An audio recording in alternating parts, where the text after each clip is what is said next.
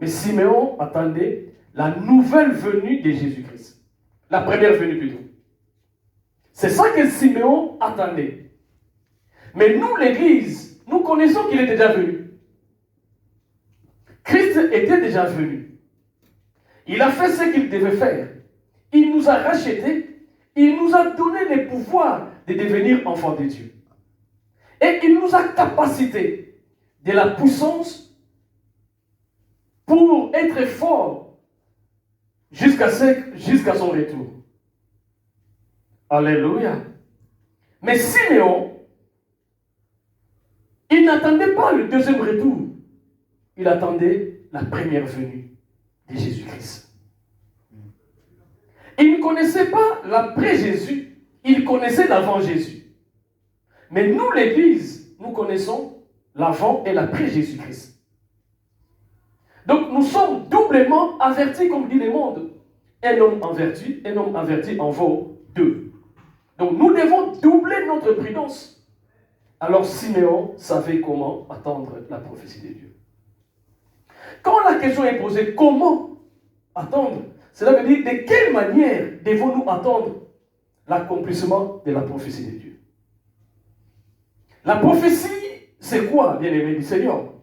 La prophétie, c'est un message venant de Dieu. La prophétie, c'est un message, je parle à l'Église, c'est un message venant de Dieu qui se parle à trois temps. Le passé, le présent et l'avenir. Alléluia. Nous avons la prophétie de Dieu aujourd'hui. Nous avons les passés. Il y a des prophéties du présent. Il y a la prophétie du futur.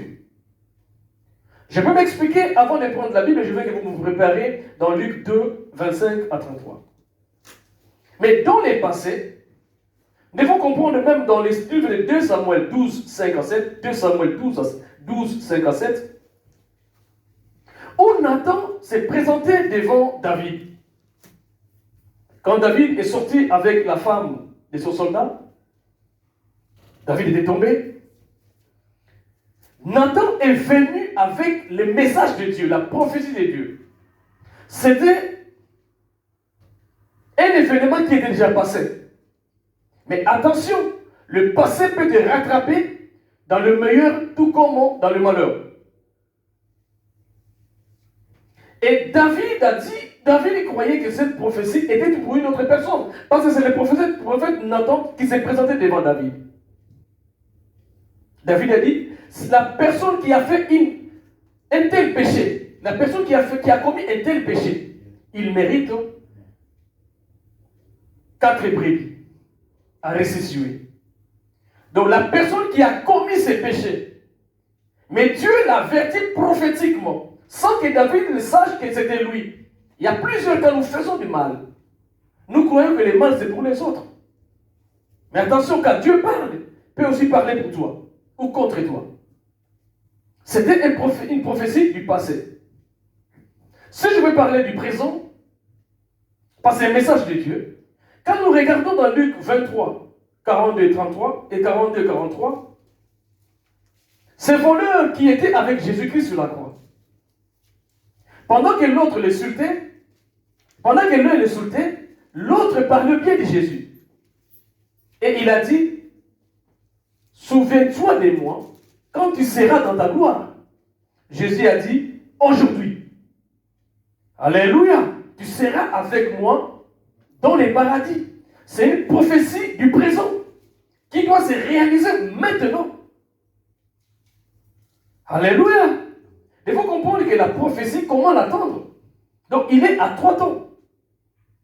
Et la prophétie de l'avenir, comme nous attendons Jésus-Christ, et à l'époque, dans Ésaïe 7 au verset 14, la Bible dit, une vierge tombera enceinte et il enfantera un enfant mâle. Donc c'était une prophétie de l'avenir. Quoi qu'il arrive, ça doit s'accomplir. Et cette prophétie-là, c'est celle-là que Siméon attendait. Mais de quelle manière? Alléluia. Nous connaissons beaucoup de choses. mais nous oublions la prophétie de Dieu. C'est pour cela aujourd'hui l'Église, elle est dans la débandade. L'Église ne sait pas ce qu'elle doit faire. Et l'Église ne sait pas comment se positionner. Pourquoi? Parce que quand nous regardons notre environnement, nous croyons que tout est déjà fait. Mais nous oublions que Dieu fera quelque chose un jour dans notre vie. Que Christ reviendra. Et la prophétie est là pour édifier, prévenir. Alléluia. Et ça va donner la force à l'Église pour savoir comment marcher avec Dieu. Mais aujourd'hui, l'Église somnole. L'Église ne sait pas ce qu'elle doit faire. Mais l'Église doit savoir que la prophétie que Dieu a dit dans la Bible pour l'avenir, ça doit s'accomplir. Mais la seule chose, comment nous devons l'attendre. L'Église a oublié l'essentiel. L'Église a oublié sa marche. L'Église a oublié comment s'attacher aux Écritures. L'Église ne connaît plus rien. La Bible dit, nous connaissons la météo. Nous savons lire la météo, mais nous oublions à lire la météo de Dieu. Alléluia. C'est ça que nous oublions, bien-aimés de Dieu. L'Église est rentrée dans la débandade. L'Église, aujourd'hui, a perdu la force devant le monde. À tel point que le monde veut même commencer à diriger l'Église. Un chanteur a chanté, j'ai cherché l'Église, je l'ai trouvée dans le monde. J'ai cherché le monde, je l'ai trouvé dans l'Église. L'Église, nous devons nous réveiller. Comment attendre la prophétie de Dieu? Si nous prenons le livre de Matthieu 16, au verset 2, 3, la Bible nous dit ceci. Matthieu 16, versets 2 et 3. La Bible dit, Jésus leur répondit, le soir vous dites il fera beau, car le ciel est rouge, et le matin il y aura de l'orage aujourd'hui, car le ciel est d'un rouge sombre. Vous savez discerner l'aspect du ciel, et vous ne pouvez discerner les signes du temps. Alléluia. Donc, bien aimé de Dieu, l'Église veut devenir charnelle. L'Église est devenue très intelligente aux choses du monde, mais l'Église n'arrive plus à discerner les temps de Dieu. Alléluia. Nous savons quand il va pleuvoir. Nous savons, bien aimé de Dieu, quand il fera beau, nous savons quand il va pleuvoir. Mais c'est que nous oublions de discerner les signes des temps. Alléluia. C'est pour cela, bien aimé de Dieu, nous devons arriver à discerner les signes des temps. Les temps que nous traversons. Le monde est dans la distraction, mais l'Église doit rester le deux pieds dans la parole, parce qu'il sait que ce que Dieu a dit, ça va s'accomplir. Dieu n'a pas parlé au monde, Dieu a parlé aux rachetés. Dieu a mis à part, bien-aimés de Dieu, les élus. Pour ces jours-là, nous devons comprendre comment discerner les temps de Dieu. Nous devons être spirituels. La distraction est rentrée dans l'Église. L'Église commence à rentrer dans la distraction, dans les divisions, dans des choses qui n'avancent pas l'œuvre du Seigneur. L'Église est restée stable. L'Église est devenue froide. Alléluia. L'Église, réveillons-nous, bien-aimés de Dieu. La prophétie. La prophétie, bien-aimés de Dieu. Elle est aussi un acte de connaissance des réalités qui échappent à la connaissance ordinaire des hommes. La prophétie de Dieu, elle est aussi un acte de connaissance. Nous devons avoir connaissance de la prophétie de Dieu. Quand je parle de la prophétie de Dieu, je me mets dans la parole de Dieu, dans les Écritures, dans la Bible. Je m'excuse. Elle est un acte de connaissance des réalités qui échappent à la connaissance ordinaire des hommes. L'homme a la connaissance ordinaire. L'homme a la connaissance de ce qu'il voit. L'homme a la connaissance de ce qu'il calcule. Mais l'homme n'est pas rentré à la connaissance extraordinaire de Dieu. Alléluia. C'est là où nous devons aller. Quand nous allons lire cet homme, Siméon, parce que nous allons parler de Simon pendant un temps, pour comprendre comment cet homme a pu attendre ces temps-là. Cet homme était un enfant. Après, il a grandi. Il est devenu jeune, adolescent, adulte. Et à la fin des temps, il a vieilli. Mais qu'est-ce qu'il faisait? Il attendait toujours l'accomplissement de la prophétie de Dieu. Si nous regardons bien, depuis quand l'Église est née, depuis que Christ est monté sur la croix, si je peux avoir une bonne mémoire, ou je peux calculer comme ça en tant qu'humain, depuis l'an 33, que l'Église est née. Aujourd'hui, l'Église, à quel âge? Mais l'Église commence à perdre comment attendre l'accomplissement de ce que Dieu a dit. Alléluia. Devons nous éloigner des futilités pour rentrer dans la parole de Dieu. La prophétie, c'est un acte de connaissance des réalités qui échappe à la connaissance ordinaire de l'homme. Quand Dieu dit, une vierge femme tombera enceinte, ça peut échapper l'homme. L'homme peut dire, Dieu est menteur. Comment une vierge peut tomber enceinte? Ça, c'est le calcul des hommes. L'homme est ordinaire.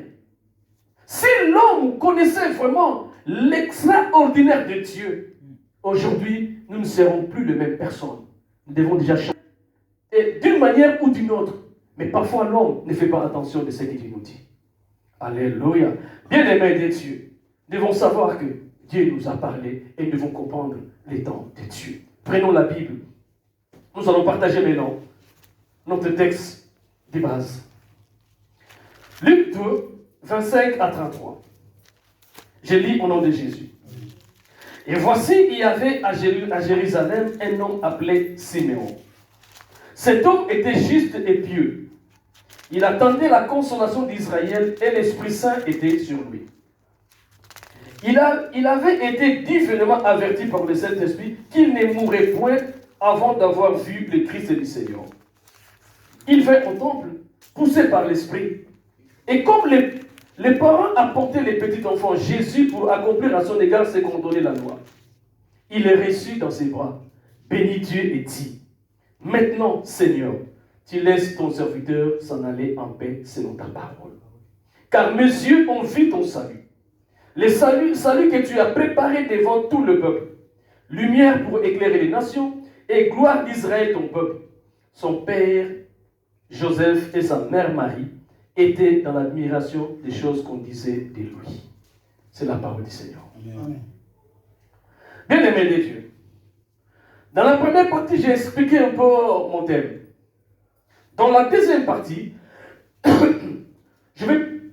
nous avons lu la parole pour mieux comprendre qu'est-ce qui a été pour Siméon. Je vous ai dit où nous avons lu que cet homme ne vivait pas dans une autre ville. Cet homme vivait à Jérusalem. Alléluia. La première des choses, là où il passait sa vie, c'était significatif. Alléluia. Cet homme, ce vieillard de Siméon, il passait sa vie, ce n'est pas à Samarie. Il ne passait pas sa vie dans n'importe quelle ville. Il passait sa vie à Jérusalem. Là, c'était significatif. C'est pour cela, toi qui attends la prophétie, spirituellement, où tu passes ta vie? Dans quelle capitale es-tu? Alléluia. Pour attendre les temps de Dieu. Il est très important d'avoir un positionnement pour attendre les temps du Seigneur. Il y a ceux qui l'attendent, bien aimés de Dieu, dans les boîtes de nuit. Il y a ceux qui l'attendent dans l'église. Il y a ceux qui l'attendent dans des moqueries. Il y a ceux qui l'attendent dans la distraction. Mais Siméon était dans une ville qu'on appelle Jérusalem. Jérusalem qui signifie cité de paix. Alléluia. Il n'était pas n'importe quoi. Il n'était pas n'importe où. Et il savait où se positionner. Quand Dieu te donne une prophétie, il va te positionner là où tu dois être. Pour que cette prophétie s'accomplisse. Alléluia. Et la Bible dit, continue, cet homme il avait deux qualités. Devons savoir d'abord, bien aimés de Dieu, nous qui attendons le retour de Jésus, ce n'est pas quand nous voyons qu'il y a des choses qui ne marchaient pas. C'est alors que nous allons à l'église, parce que savoir que je vais mourir, parce que savoir que Christ peut venir. Le temps de la fin commence à s'éclairer. Bien aimé de Dieu, personne ne connaît l'heure, personne ne connaît les jours. Alléluia. Il faut l'attendre tel que la Bible le dit. Cet homme avait deux qualités. La première, il était pieux. La deuxième, il était juste. Alléluia. Comment attendre l'accomplissement de la prophétie de Dieu? Cet homme avait la prophétie. Il ne négligeait pas les temps qu'il connaissait. Parce qu'il y a des gens qui disent, moi je suis juste, j'ai reçu Jésus, quoi qu'il arrive, je verrai le ciel. Mais bien aimé de Dieu, là où nous allons continuer notre parole, frère bien aimé du Seigneur, nous allons voir que Simeon a dit, cet enfant ramènera en Israël, il ramènera la chute et le relèvement de plusieurs en Israël. Et il sera un signe qui marquera les contradictions de beaucoup de personnes. Nous arriverons là un jour au travers de ces messages. Alléluia. Cet homme avait deux qualités. Comment attendre l'accomplissement de la prophétie de Dieu? Nous sommes l'église. Dieu ne viendra pas prendre cette église, mais Dieu viendra prendre, tu as une église individuelle. Comment tu attends cette prophétie? La Bible dit, cet homme avait deux qualités. Parce que je pense qu'aujourd'hui, nous allons nous tarder au verset 25. Cet homme avait deux qualités. Il était pieux et il était juste. Qu'est-ce qu'il faisait? Il attendait dans sa vie. Il n'avait pas d'autre alternative. Il attendait que la consolation d'Israël. Alléluia. Cet homme n'attendait pas l'argent. Cet homme n'attendait pas le vêtement. Cet homme n'attendait pas la mort. Mais cet homme attendait que Christ revienne afin qu'il voie le salut d'Israël, le salut que Dieu a préparé avant des temps. Alléluia. Toi, qu'est-ce que tu attends? Nous, qu'est-ce que nous attendons? Qu'est-ce que nous voulons? Nous qui venons à l'église, comment nous marquons les temps aujourd'hui? Dans des discussions, dans des divisions, dans des, comment on appelle ça? Chamaille, c'est quoi? Quand on chamaille, tout ça, bien aimé du Seigneur, ça n'apporte rien à l'église de Dieu. Alléluia. Cet homme ne pourrait pas aller à l'église n'importe comment. La Bible dit pendant qu'il attendait. Nous allons nous tarder au verset. Mais je veux un peu expliquer rapidement et puis je vais revenir pendant 3 minutes. Il avait été divinement averti par le Saint-Esprit qu'il ne mourrait point avant d'avoir le Christ du Seigneur. Il vint au temple poussé par le Saint-Esprit. Donc cet homme, ce n'était pas le monde qui le poussait. Ce n'était pas les caractères, les problèmes du monde, les situations qui traversent le monde qui les poussaient à prier ou à aller à l'église. Quand tu attends la prophétie du Seigneur, tu dois venir à l'église à cause du Saint-Esprit. Alléluia. Le Saint-Esprit doit être ton ami. Tu dois parler avec le Saint-Esprit. Sinon, tu viendras à l'église pour accomplir tes besoins personnels. Nous venons à l'église à cause du Saint-Esprit. Amen. Il était poussé par le Saint-Esprit. Et David plus tard dit, David, dans les temps passés, bien aimé de Dieu, cet homme, avant d'aller d'abord regarder qu'il était juste des pieux, mais il s'est positionné afin que sa vie soit droite devant l'Éternel. Alléluia. Cet homme, comme je vous ai dit, il ne s'est positionné pas dans des groupuscules. Il s'est positionné dans les temples de Dieu. Lui, sa vie, c'était les temples. Parce que dans les temples, c'est la parole de Dieu. Dans les temples, c'est Dieu. Car la Bible dit la maison de Dieu. C'est une église. Et cet homme était là. Sa vie s'est passée là-bas. Bien-aimé de Dieu. Les positionnements. C'est positionner, c'est mettre. C'est placer dans une position déterminée en vue d'une fonction ou d'une situation précise. C'est placé dans une position déterminée. Et cet homme, il est allé dans une position déterminée. Il était à Jérusalem. Or, les temples étaient à Jérusalem. Donc cet homme était bien positionné pour une situation bien précise. Alléluia. Quand je venais en Europe, il y a un serviteur qui me dit, bien aimé Claude, tu vas en Europe. Je sais, je ne connaissais pas l'Europe. Il dit, je ne sais pas. Ne cherche pas une ville où il n'y a pas d'église. Cherche la ville où tu trouveras l'église. Ne cherche pas des villes où il y a beaucoup d'argent. Mais cherche la ville où il y a l'église. Donc c'était un positionnement qui me parlait. Il faut savoir se positionner. Bien aimé de Dieu. devons aimer Dieu plus que tout, c'est-à-dire nous devons aimer la maison de Dieu plus que tout, ou soit nous devons aimer l'église plus que tout. Amen. Alléluia. C'est un bon positionnement pour attendre ce que Dieu a préparé pour nous. Si tu es dans les aventures, c'est un problème. Tu ne verras pas l'Éternel. Bien-aimé de Dieu. Mais je vais vous dire, cet homme était bien positionné. Il était positionné dans la parole de Dieu. Quand on parle de Jérusalem, on parle de la capitale. Jérusalem n'était pas une ville n'importe quoi. Jérusalem était une ville de Juda. Et Juda, c'était un enfant prophétique, le quatrième fils de Jacob. Regardons un peu comment Dieu a prophétisé pour Juda. Amen. Alléluia. Si vous prenez Genèse 49 au verset 9-10, nous verrons ce que Dieu a dit pour Juda. Et c'est dans cette tribu que Christ est sorti. Et cet homme, il était positionné là où le Fils devait être né. Et devait venir, même s'il était né dans une autre ville. Mais ce jour-là, il était venu là-bas pour accomplir la loi. Alléluia. Bien-aimé de Dieu. C'était une position tout à fait charnelle. Mais nous cherchions des positions spirituelles. Je peux dire, c'était une position géographique. Alléluia.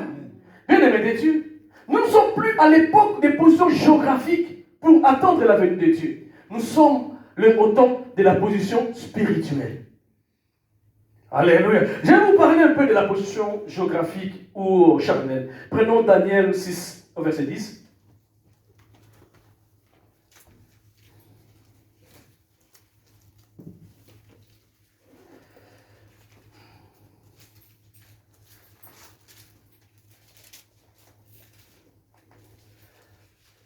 Je suis parti où là? Daniel 6 au verset 10, je lis au nom de Jésus. La Bible dit, lorsque Daniel sut que les décrets étaient écrits, il se retira dans la maison où les fenêtres de la chambre supérieure étaient ouvertes dans la direction de Jérusalem. Et 3 fois les jours, il se mettait à genoux, il priait, il louait Dieu, et comme il le faisait auparavant. Ici, il y avait la position géographique. Et ça marchait. Parce que l'enfant n'était pas encore venu.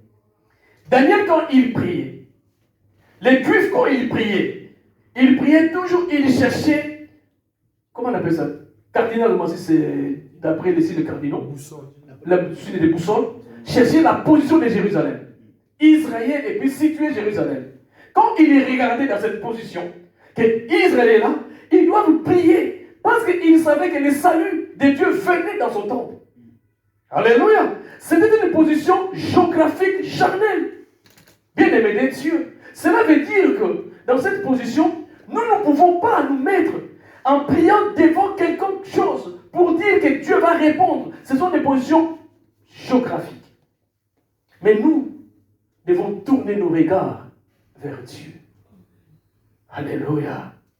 Vers Dieu. C'est pour ça que David a dit, je lève mes yeux vers les montagnes, d'où me viendra le secours. Israël, l'époque, il priait toujours des choses qui étaient élevées. Et il savait que dans les choses élevées, Dieu est là. Mais aujourd'hui, nous savons que Dieu est élevé dans notre cœur. Et puis, ce n'est pas seulement à l'église que Dieu va te répondre.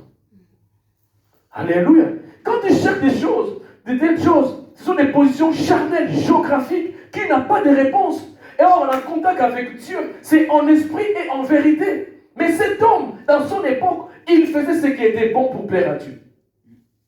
Et à notre époque aussi, après que Jésus-Christ est monté, nous devons avoir des positions pour plaire à notre Seigneur. Alléluia. Bien-aimé de Dieu. Il est très important. C'est pour cela, Ésaïe 45, 22, il dit, tournez-vous vers moi et vous serez sauvés, vous tous qui êtes aux extrémités de la terre, car je suis Dieu. Donc nous devons tourner vers lui, bonheur du ciel. Ce n'est que Christ qui peut le donner. Mais ce que nous cherchons sur la terre, même les satanistes en ont. Et l'église est rentrée dans la distraction. Il y a un nouveau qui est sorti. Pourquoi pas moi?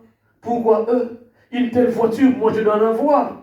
Bien-aimés de Dieu, le seul souci que nous devons avoir, de ne pas rater les royaumes des cieux, de ne pas rater la gloire de Dieu, de ne pas rater vivre avec Jésus, de ne pas rater de voir les jours où il va revenir. Quelle est notre position? L'Église est confondue avec le monde. L'Église est confondue avec le monde. Aujourd'hui, l'Église commence à chercher les messages. Et les temps de messages. Pendant la Covid, on cherchait qu'on nous prêche le retour de Jésus. Ce n'était pas le moment de prêcher le retour de Jésus. Et moi, je ne voulais même pas prêcher le retour de Jésus. Ce n'était pas le temps. C'était la distraction. C'était la chair. Et c'était l'émotion. Nous ne vivons pas l'émotion, mais nous vivons la réelle vie dans le Seigneur, ici sur la terre. Alléluia. Quand tu rentres à la maison, prie, bien-aimé du Seigneur, exprime ta foi, parle, fais parler ta foi, fais bouger ta foi. Vous savez, j'ai appris à l'électricité. Un câble électrique, comme celui-là, tu peux le brancher quelque part. Tu le branches. Tu le branches à la source d'électricité où il est prise. Tant qu'il n'y aura pas, comment on appelle ça? Un récepteur. Les électrons qui sont là ne bougeront jamais.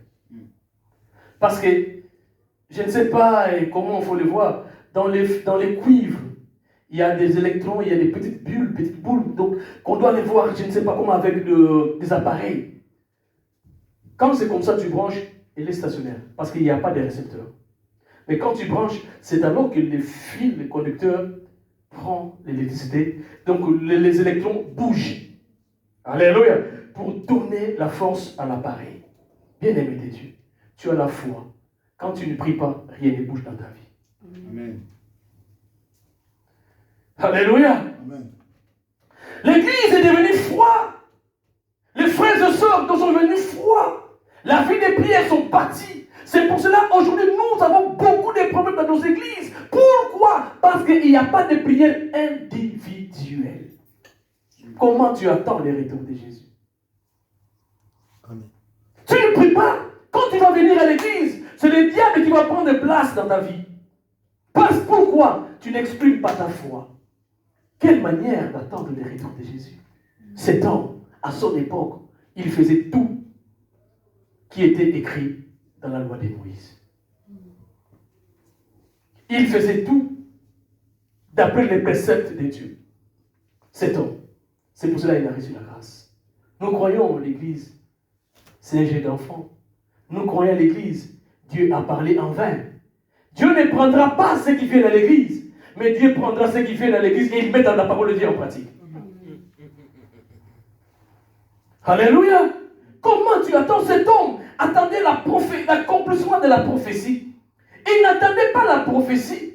Il avait déjà la prophétie, mais il attendait son accomplissement. Nous avons la prophétie que Christ reviendra, mais maintenant nous devons attendre cet accomplissement.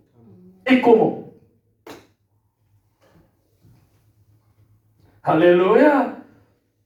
Bien-aimé de Dieu, il a été racheté par la puissance des sangs de Jésus-Christ. Amen. Alléluia. C'est alors que l'âme va bouger. L'âme va se plaire à la parole de Dieu. Si l'âme ne se plaît pas à la parole de Dieu, c'est-à-dire qu'il y a un souci dans ta vie. Et ces jours-là, tu vas la rater. Moi, il a 3, 8, 12. Je connais tes œuvres. Oui. Voici parce que tu as peu de puissance. Oui, nous avons peu de puissance sur la terre. Ça, c'est vrai. Mais il continue. Et que tu as gardé ma parole, et que tu n'as pas renié mon nom, j'ai mis devant toi une porte ouverte que personne ne peut fermer. Nous pouvons avoir des faiblesses en tant qu'humains. Mais ce qu'il ne faut pas faire, renier le nom de Jésus. Nous devons persévérer dans nos faiblesses, dans la parole de Dieu. Malgré les faiblesses, persévérons. Jésus lui a dit, la chair est faible, mais l'esprit est bien disposé. Mais il n'a pas dit d'une manière de nous encourager d'être faibles dans la chair. C'était un regret de la part du Seigneur. Voici, je te donne des signes de la synagogue de Satan. Alléluia. Il connaît que tu as une puissance, une petite puissance. Mais comme tu n'as pas régné son nom, tu as pris un bon positionnement pour attendre son retour. Il t'adonne celle de la synagogue de Satan. Ils viendront se prosterner devant toi à cause de son nom. Amen. Alléluia. Tout ce qui se passe comme péché, bien-aimé, sont des synagogues de Satan qui doivent se fléchir devant toi, bien-aimé du Seigneur. Et nous disons toutefois d'après la parole, tout genou fléchira dans les cieux, sur la terre et sous la terre, au nom de Jésus. Mais comment tu n'arrives pas à faire fléchir ceux de la synagogue de Satan, les comportements mauvais que les gens ont, qui détruisent la vie des autres? Bien-aimé des cieux, moi, converti dans le Seigneur, appelé par Jésus, rejeté par le monde, bien-aimé de Dieu, je ne rentrerai plus dans le monde, car j'attends le retour de Jésus. Alléluia. Bien-aimé de Dieu. La Bible continue, frères et sœurs. Elle dit, je te donne, mais qui montre, voici, je les ferai venir à positionner devant tes pieds et à connaître que j'étais aimé. Parce que tu as gardé ma parole, la parole de la persévérance à moi, je te garderai aussi à l'heure de la tentation qui va venir sur le monde entier pour éprouver les habitants de la terre. Bien-aimé du Seigneur. Parce que tu as gardé la parole de la persévérance. La parole de la persévérance, c'est la parole de Jésus. Bien-aimé de Dieu. Le monde, tu n'as pas la persévérance, tu vas tomber. Hier, avant-hier, nous avons suivi les messages. Je pense qu'il nous a parlé de quelque chose qui demandait la persévérance. Bien-aimé du Seigneur. Allons lire Apocalypse 21 au verset 9. Allons lire encore Apocalypse 22 au verset 5. Jérusalem, que nous attendons. Cet homme, Jésus a dit, ne vous éloignez pas de Jérusalem. Ne vous éloignez pas de la parole. Bien-aimé de Dieu. Aujourd'hui, nous avons parlé du positionnement de Jérusalem. Si Dieu nous fait grâce, nous allons parler de la qualité, la première qualité de cet homme. Il était pieux. De la deuxième qualité, il était juste. Bien-aimé, ça c'était la position. Comment attendre que Dieu vous bénisse? Nous allons prier. Notre Dieu, comme tu as